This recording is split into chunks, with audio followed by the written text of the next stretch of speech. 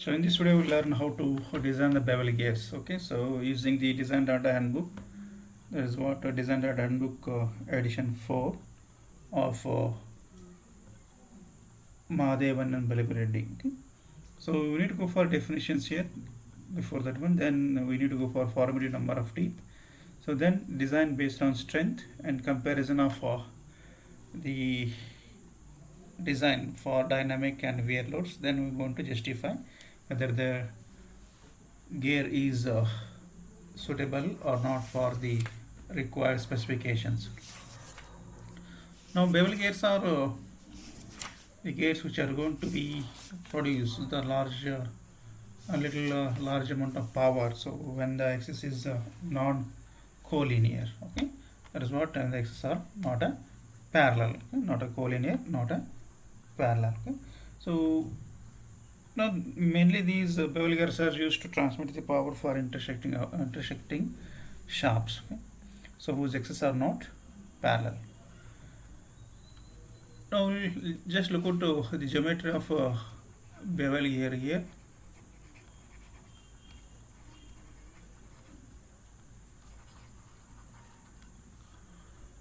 So now it is a frustum of cone. It is a frustum of cone. Okay.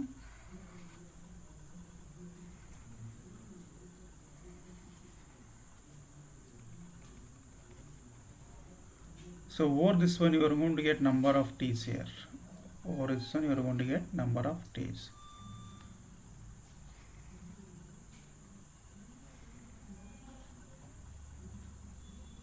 So let a number of teeth here. Okay. So now these teeth may be of teeth may straight line or straight tooth or maybe spiral. Maybe spiral tooth. Now if you consider, you are going to get a minimum dimensions here, that is what minimum diameter,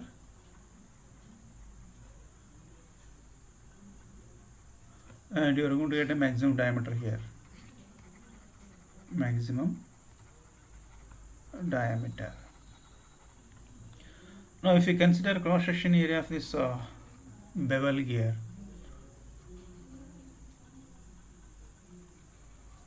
so if you consider the cross section area of the bevel gear, so now this is about a variation of tooth profile here, variation of tooth profile. So now the angle is called as a bevel angle here, or it is a helix angle, or it is what, helix angle. Okay, so now if you consider this face, okay, is a face, so now you can call it as a face angle, you can call this as a face angle. Helix angle is common picture of helical gears. Okay, now let us take this as an alpha. Let us take this as an alpha. Okay,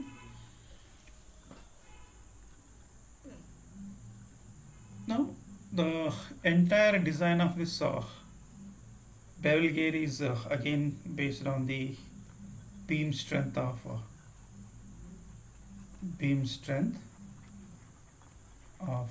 bevel gear tooth. Okay. You need to find out what is the beam strength it is going to carry. It is going to carry. So now based on that equations you can find out the parameters. You can find out the parameters. So we'll just go into the nomenclature or definitions of what are the definitions associated with the bevel gear. What are the definitions associated with the bevel gear? So the first one is pitch cone. First one is pitch cone. So it's going to give the pitch angle, or sorry, pitch cone angle. Okay. Then another one is cone distance or pitch cone radius. Move through the data handbook.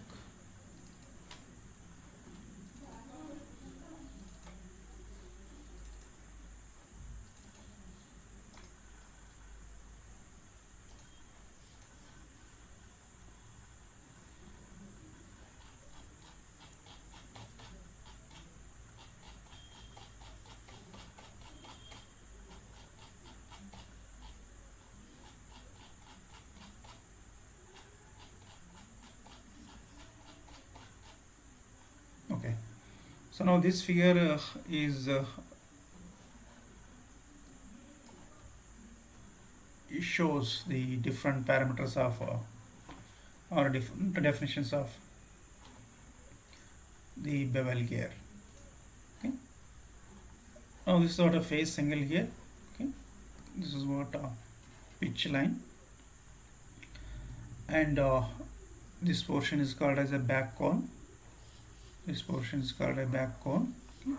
Then you can get the pitch circle diameter.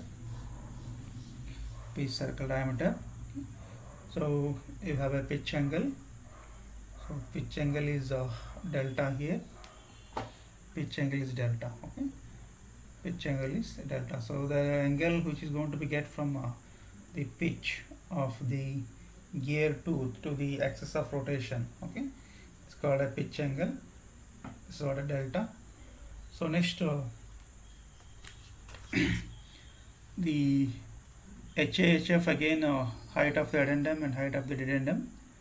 Okay. So here you have a delta, theta A and theta D. This is what angle for addendum and angle for dedendum. Okay. Now you have a different type of gears here. You have a different type of gears. So special purpose is there. So theta is less than 90 degree. Theta is less than 90 degree. Okay, so delta 1 and delta 2 are the pitch cone angle of the driver and a driven. Pitch cone angle of driver and driven. So next one is typical gear is there where theta equal to 90 degree. So in this case the delta 1, delta 2 are of a different angle. Okay, so if the delta 1 and delta 2 are of 45 degree and theta equal to 90 degree, so then you are going to call these as a metric gear.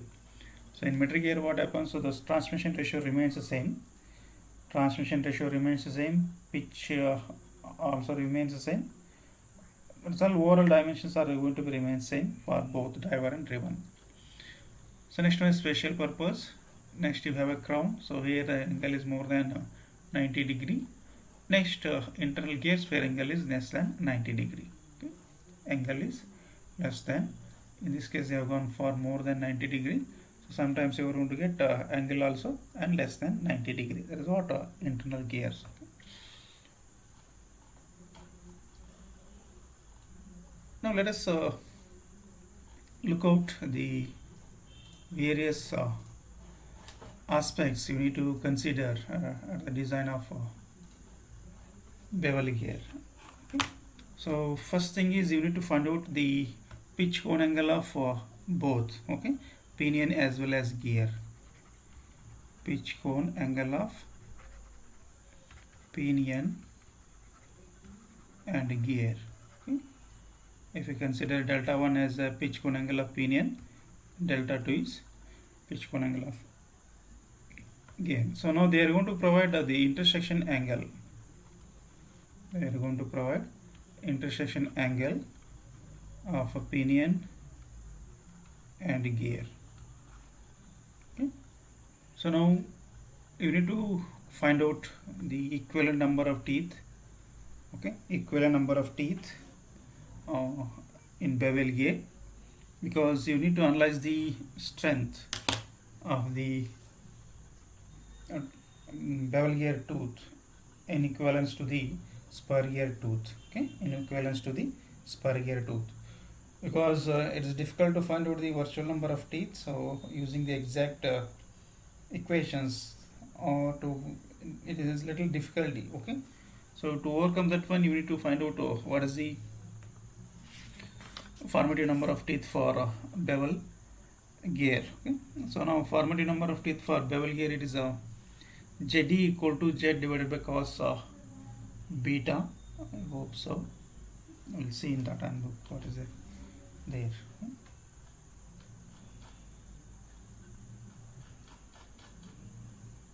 Now from equation number 12.29 onwards you can refer all equations to design bevel gear. Okay.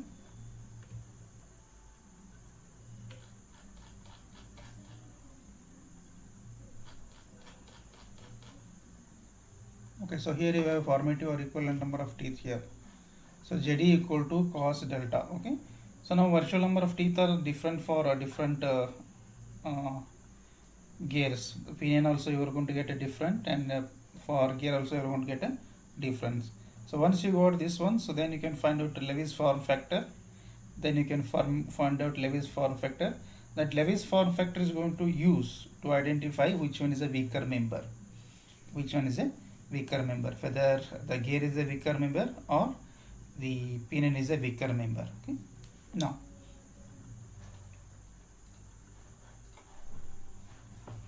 so to identify formative number of teeth, okay, so formative number of teeth or equivalent number of teeth. Okay. So ZE equal to Z divided by cos delta here. Okay. So delta is what? The semi-cone angle or cone angle. Okay. And go for cone angle. Semi-cone angle. That means if you consider a cone of a bevel gear, so now this angle, okay, that is what? Delta. Now if you want to find out the formative number of teeth for pinion,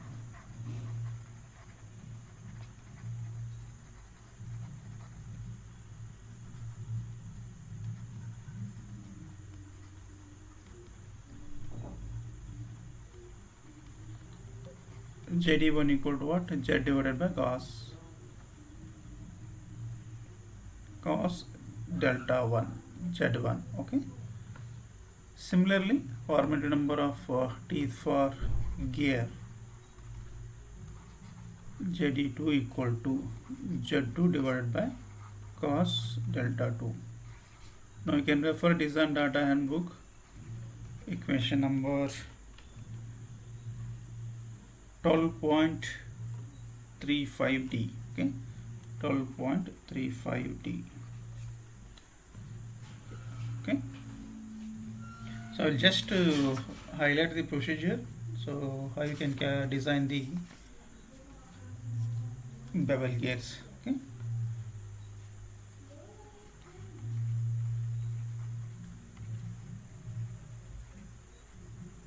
Design procedure for bevel gears.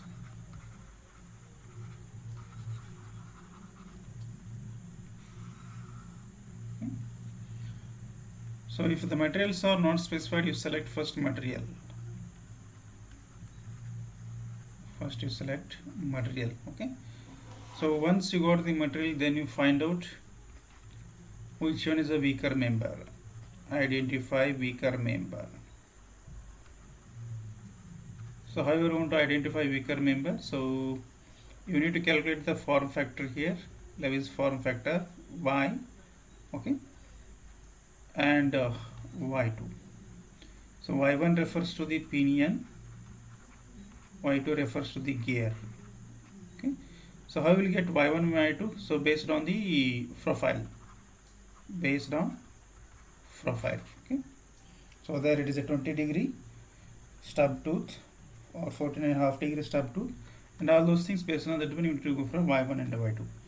Once you go to the Y1 and Y2, so then you identify strength here. Identify strength based on allowable stress,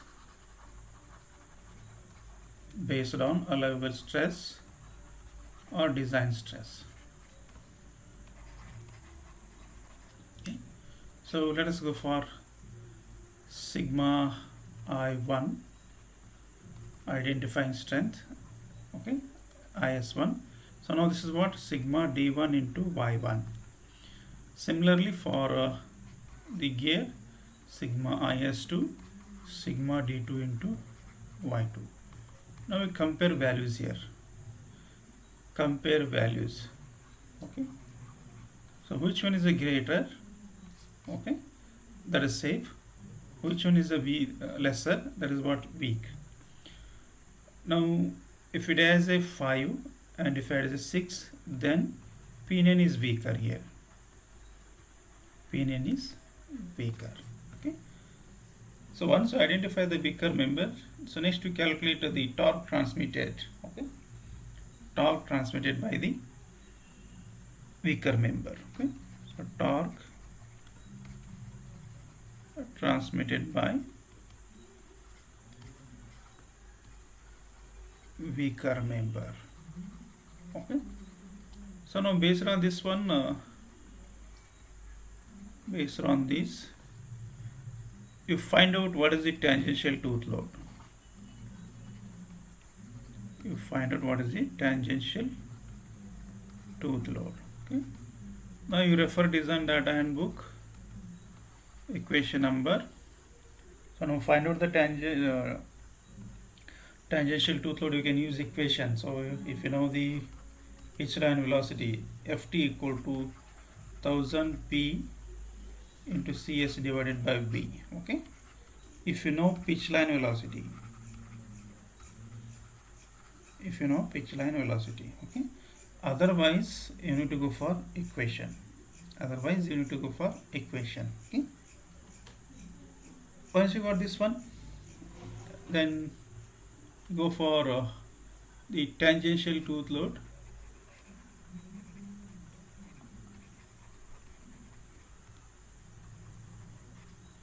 Based on Levy's equation.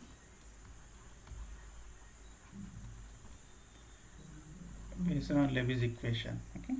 So if you got some value here, let us go for this as equation number 1. One more equation here, I think you know. So Ft equal to 2T divided by D. Okay. So D is what? A pitch circle diameter. Okay. So now we will go to get some different equations here. Now let us notify you have any one equation here. Either you got a value of Ft by using this equation, or you can got the value of Ft from this equation. Let us notify that equation is a 1. Okay. So next, so tangential tooth load based on the Levy's equation is what? Beam strength. So we'll go for data handbook here.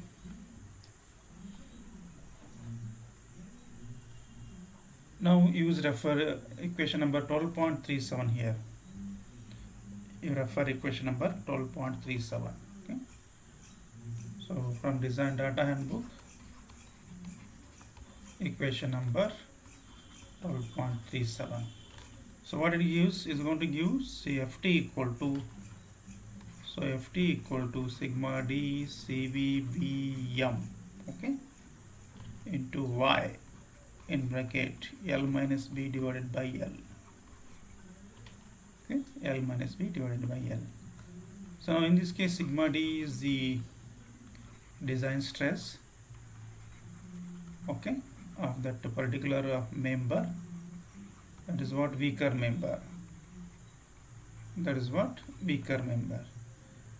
CV is a velocity factor. Okay. So B is a phase width here. So M is moduli. Y is form factor. So this Y can be calculated as capital Y equal to pi into small y. Okay. So L is back cone length. So you can calculate this L using equation here. Okay.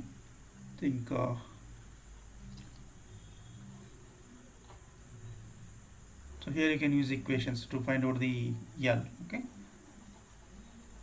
Now this diagram indicates how you can calculate the formative number of teeth. Okay. Okay.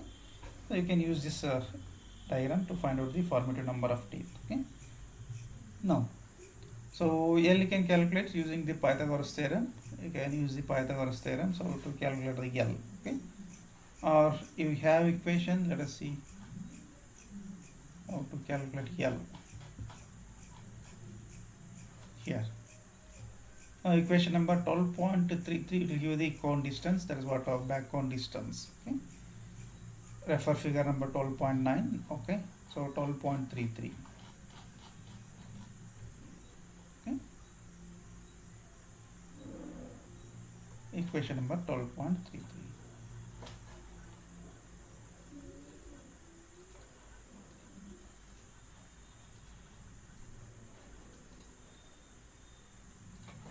This is what equation number 12.33, right? Now let us notify this as equation number 2. Let us notify this as equation number 2. Okay, now by equating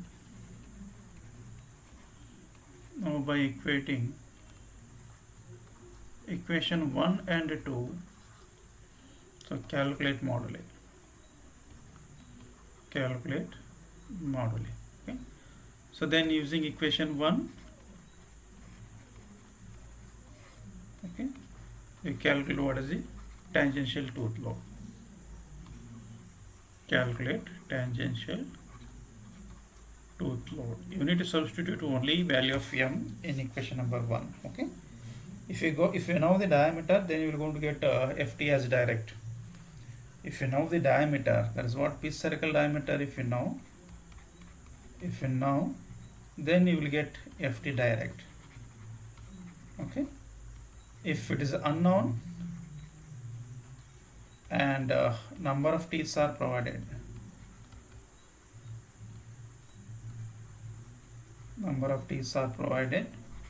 then you will get equation in terms of m.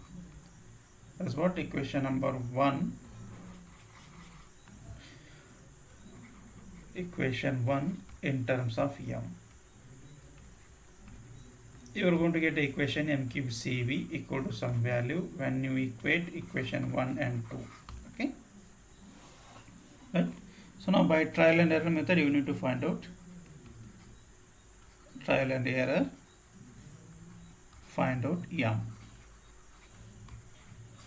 Okay. Next, once you order the value of 50, then you find out the dynamic tooth load. Okay. Next step is find dynamic tooth load.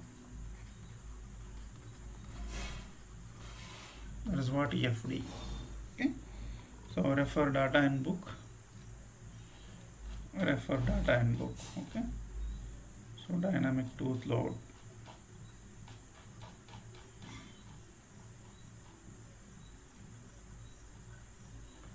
So here equation number 12.40.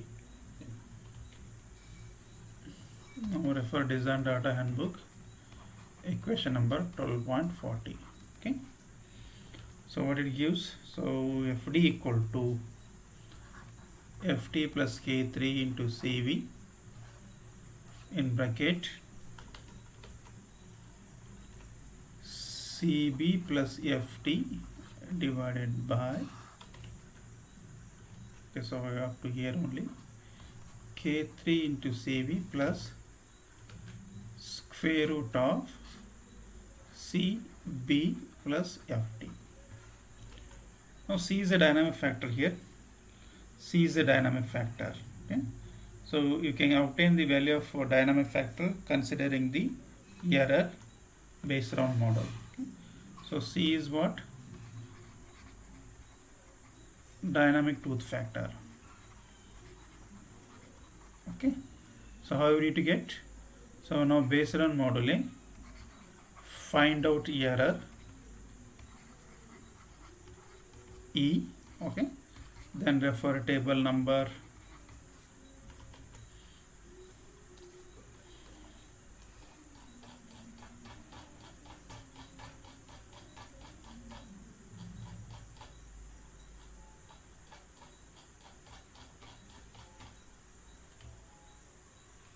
12.12.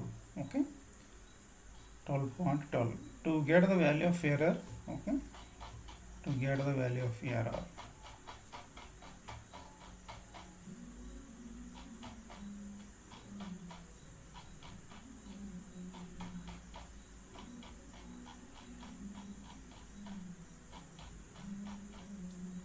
so here you go for figure number 12.4. Here you go for figure number 12.4 to find out the probable error. Okay. So refer figure 12.4 or okay, table number. You have a table. Okay. How you need to find out the value of E here? Based on moduli. Based on moduli, you need to find out. Now the table here it goes.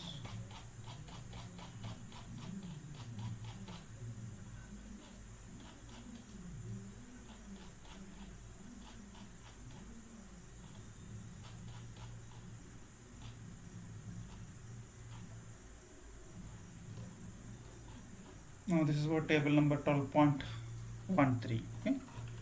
Go for table number 12.13. Okay. So once you got the E, now based on these two reference, either referring figure number 12.4 or table number 12.13, you need to identify E. Once you got the E, then to get the value of dynamic factor C, you refer table number 12.12. Okay. Refer table number 12.12. Okay. Now find out dynamic tooth load.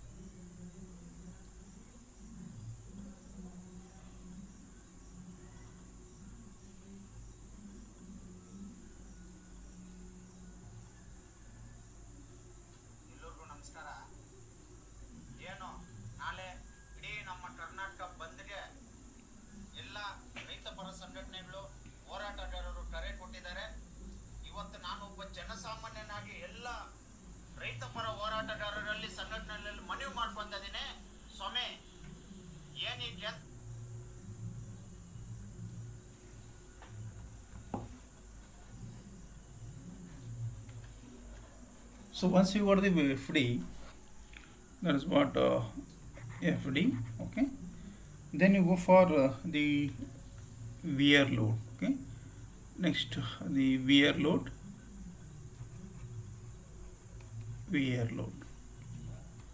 So this is what FW. So refer equation number .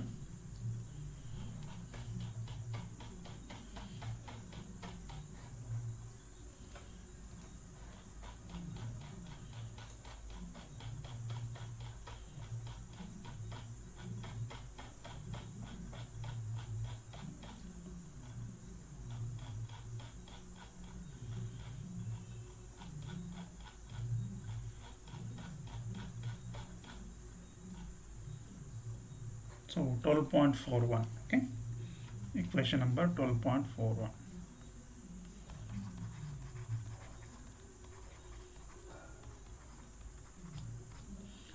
So FW equal to, okay, D1 BQEK divided by cos delta 1. Okay. So now wear load has to be calculated. Wear load has to be calculated for pinion only, okay, because it's going to rotate more number of times than the gear. Okay? So now for safer design,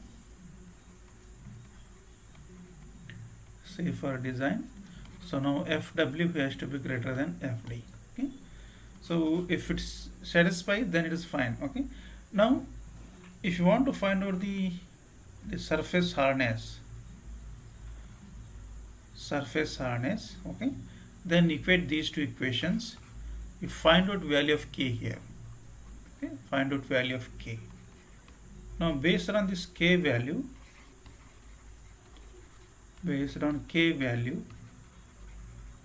suggest suitable harness.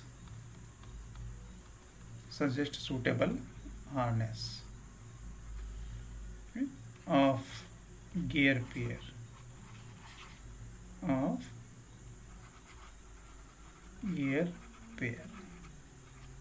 Okay. So for suitable hardness,